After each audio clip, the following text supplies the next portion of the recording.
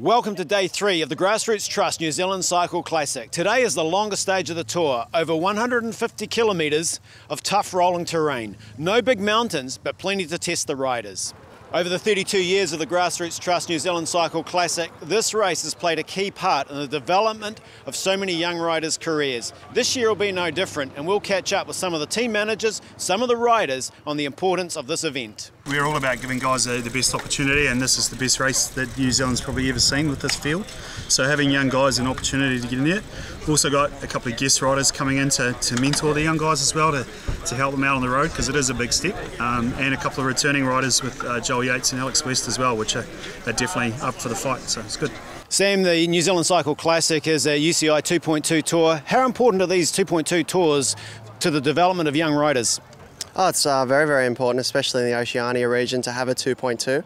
Currently, the only other tour is the 2.1 over in Australia, the Herald Sun Tour. So this is a really good stepping stone between the National Road Series back in Australia and also the, I guess, the local domestic national racing here in New Zealand. So this is, like I said, a good stepping stone for riders, especially young Kiwi riders and also Australian riders that we bring over.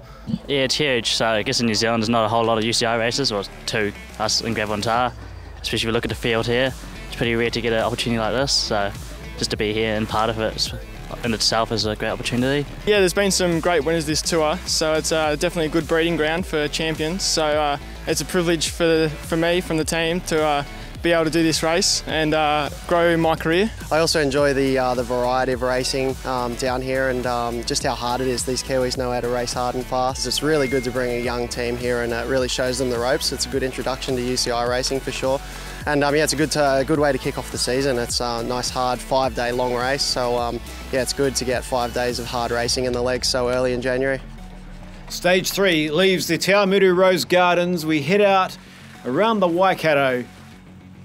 Te Awamutu, of course, the home of the largest cycling club in the country, and of course the Waipa District Council is based in Te Awamutu. 152 kilometres on today's stage. Another tough day for the riders in the saddle. Long, relentless, quite tough climbs as they'll wind their way around the district, taking in some beautiful scenery before returning after that 152 kilometres to finish back in Te Awamutu.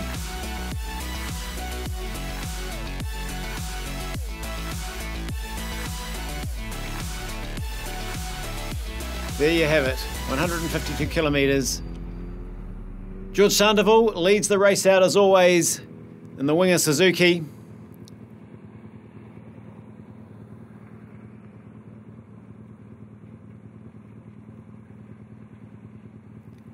It's all the team cars are cross-country rental Suzukis. Winger Suzuki supply all the official race vehicles. As the race gets underway, a little move straight away. Riders get out of the saddle, stretch the legs. They know what lies ahead, so some a little bit more eager than others. The wind today, even though it's blowing a little bit, won't be a key factor like it was on the opening day of the tour.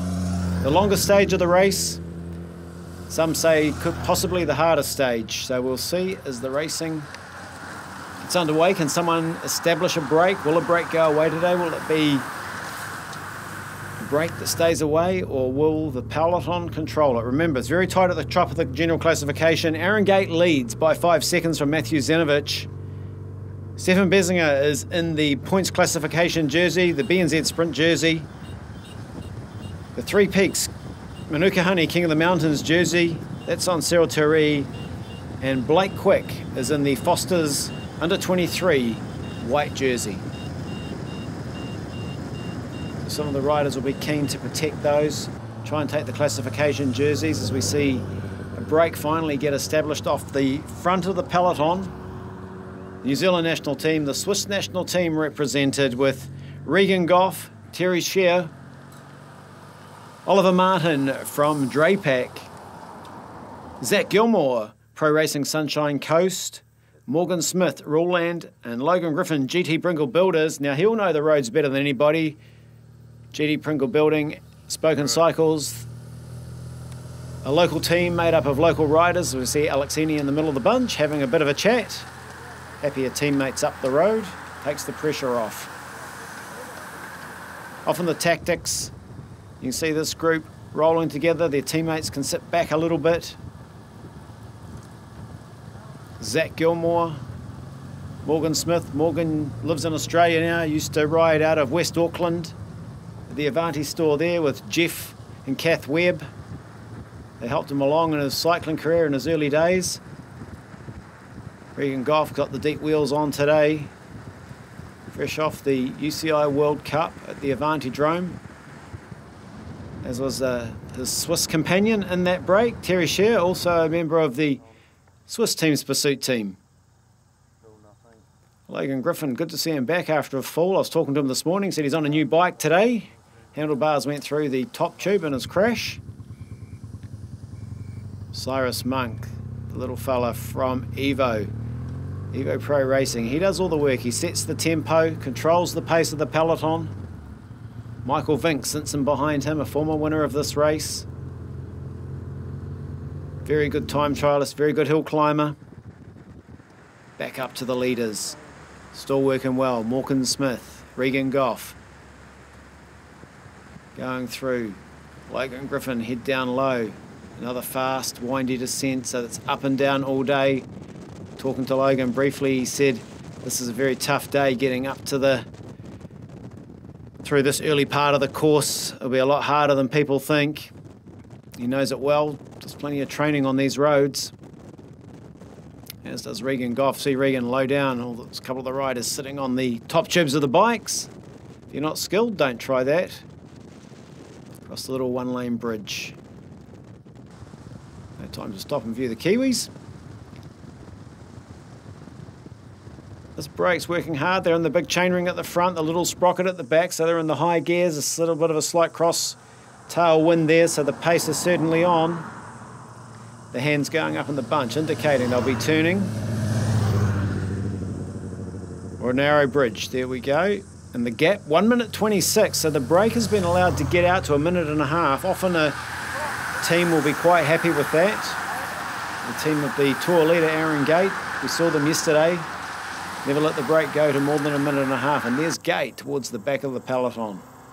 He's got one teammate on the front controlling things. He can sit back and have a bit of a rest. Motorcycle marshals, the TV motorbike sitting on the back, the TV cameraman, sorry, sitting on the back. Some would say the best seat in the house, but I wouldn't like to be sitting sideways or facing backwards. At the speed these guys go down the hills, the motorbikes certainly can't keep away from the cyclists. Drapac send a rider up the outside of the peloton. Won't be too concerned. They've got a rider in that break, Oliver Martin. So the Drapac team always bring down their development riders. And we'll see many of them transfer into the pro scene in Europe. Brake's still working well. There's Oliver Martin going through. Logan Griffin, Regan Goff. So they'll be fairly comfortable with a minute and a half. They haven't been allowed to get too far away, but they've got a good chance at the moment. It's such a long stage, 152 kilometres. The BNZ Sprint, the Three Peaks, Manuka Honey, King of the Mountains can change the pattern of the race quite quickly if different teams have different interests in the race. Morgan Smith, Zach Gilmore. All rotating through, doing the turn, helping each other out. They're all from different teams, but they're teammates in the breakaway. You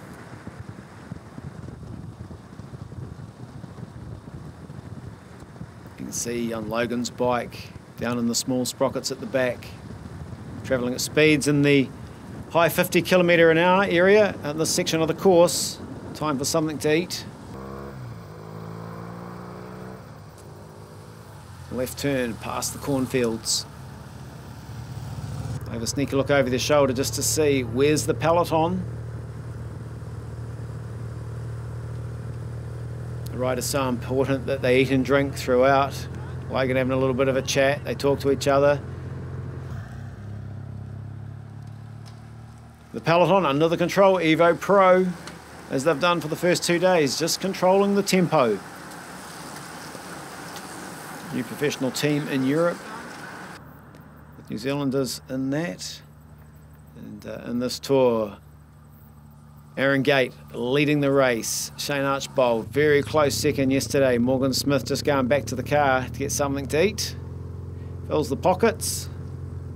Cruises back up to the break. So in the race, you're allowed to start feeding from the team car, generally around 20 to 30 kilometres into the stage, and feeding stops, depending on the conditions, generally around 20 kilometres to go. And if you get dropped on the stage, you have to finish within a percentage of the winner's time. So 15% on today's stage. So if you're out the back, you've only got a certain amount of time to get to the finish line to be allowed to start the next day. There we go. The first hill climb of the day, Oliver Martin, he decides, well, I'll take that for Drapac, thanks very much. Jan Carroll, one of our very experienced commissaires, is the judge for the Manuka Three Peaks King of the Mountains. The peloton strung out on the climb, so peloton moving along fairly quick as the camera bite makes its way past them. They're not hanging around. Like Sunday with the jersey undone, the all-white jersey. Alex Heaney sitting there. Judy Pringle, Spoken Cycles, also supported by Hunting and Fishing over there in Rotorua. It's great to have the opportunity for our local riders to compete in a UCI 2.2 tour. This tour part of the Oceania circuit. As we heard at the top of the program, a breeding ground for young talent to launch their careers. So the front group was picked up and another group tries its luck off the front. Another one of the Swiss, Stefan Bessinger in the BNZ Sprint Ace jersey. Morgan Smith's tagged on, so he's not going to give up today, trying to be very aggressive on the stage. And the Skoda Fusel rider in there. That's Reese Tucknott. Morgan Smith just drops off the back of the two riders, as does the Drapac rider, Oliver Martin. So the pace up this climb just a bit too much. So it leaves two out front. Have a look over the shoulder. They'll be there, they won't be too far back. We haven't got a time check at the moment, but we'll only be probably around the 30 to 40 second mark if they can see them like that. Tucknott, a guest rider for the Skoda Fuso team. We heard their team manager, Scott Fairburn, saying how important the race is to them. Very important to the Swiss national team who are down here. They were here for the World Cup, staying for the Grassroots Trust New Zealand Cycle Classic.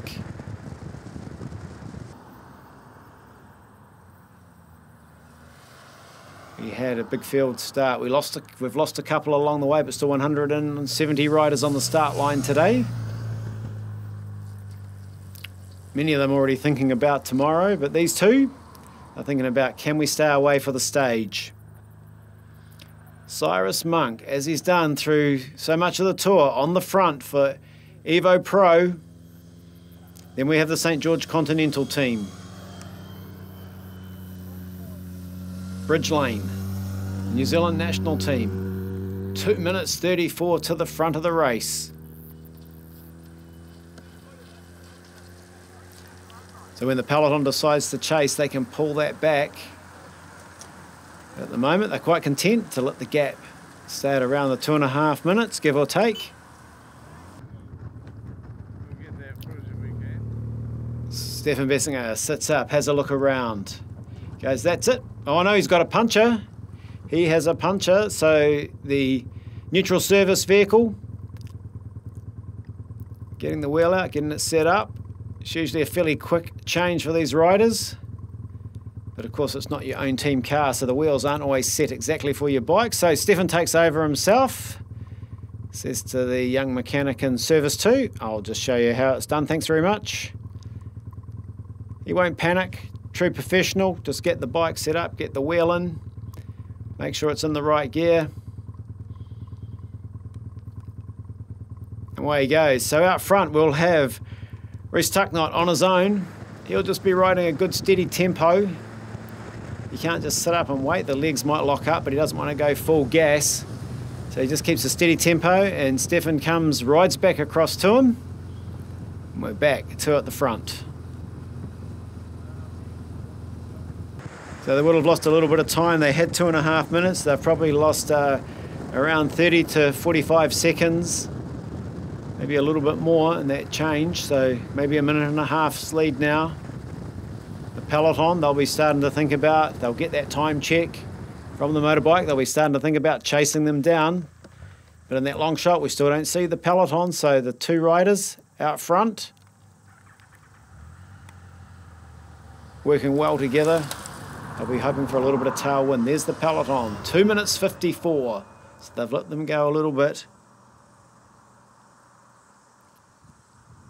Still plenty of racing to come in the stage. Drapac decide to lend a hand. They'll be thinking about the stage finish. They had a good crack at it yesterday.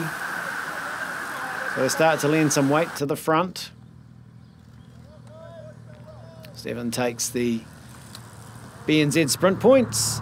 They just sharing the workload, so they're not too worried about the points, but always handy to collect them when you're the BNZ Sprint Ace leader. Tapping out a nice tempo. He's in great form coming off a Track World Cup.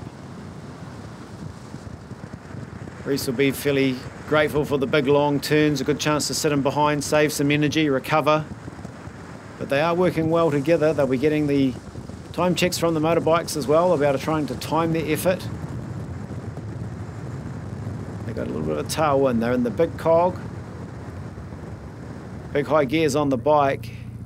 This time, Bessinger sits up, decides they'll have a gel. He's done with being out front for the day. Getting some energy into him.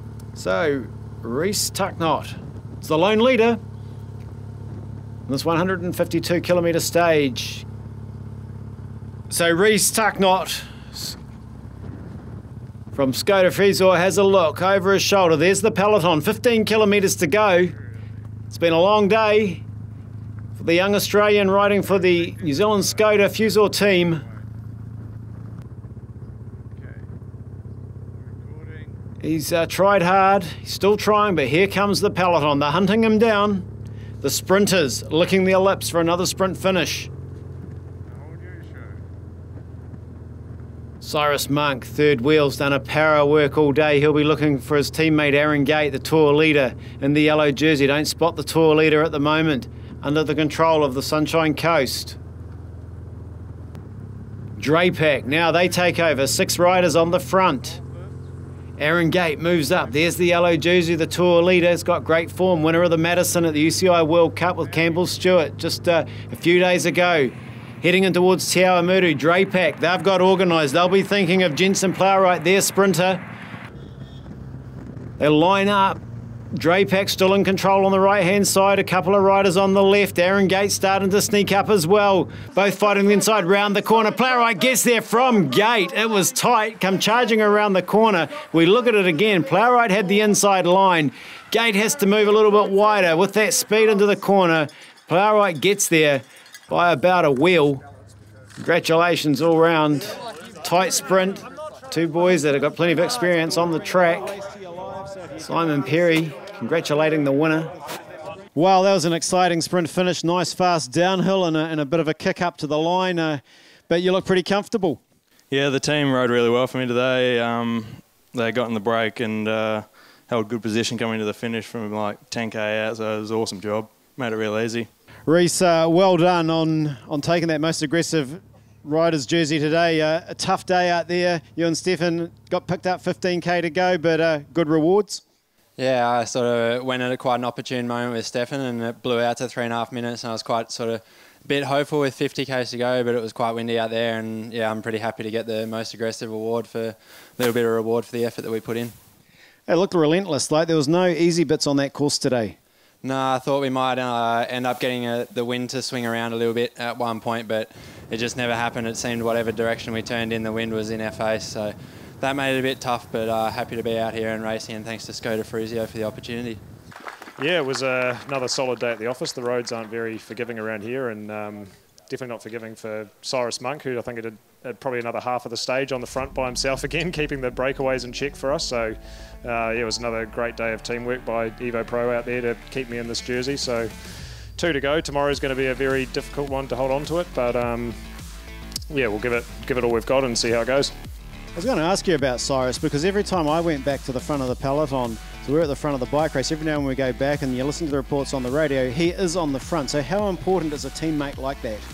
Extremely. He just keeps that time check in bay so that the guys up the road don't get too far away, and he did an amazing job of that, and actually was bringing the group of 5 back by himself at one point. So yeah, he's got phenomenal legs at the moment, so I hate to see what form he's going to be in after this solid week of training he's doing.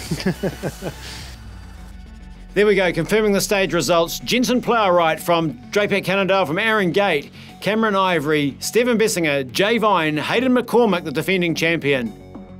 Aaron Gate still leads the overall junior classification, 11 seconds back to Matthew Zenovich. Stephen Bessinger at 1:04. Jensen Plowright moves up after the win today, and Hayden McCormick rounds out the top 10. Nice good, boys. Thank you. The Three Peaks Manuka Honey, New Zealand's cycling's Ride Festival. Plenty on over the week. If you want to find out what's happening Saturday and Sunday, go to www.ridewaikato.co.nz.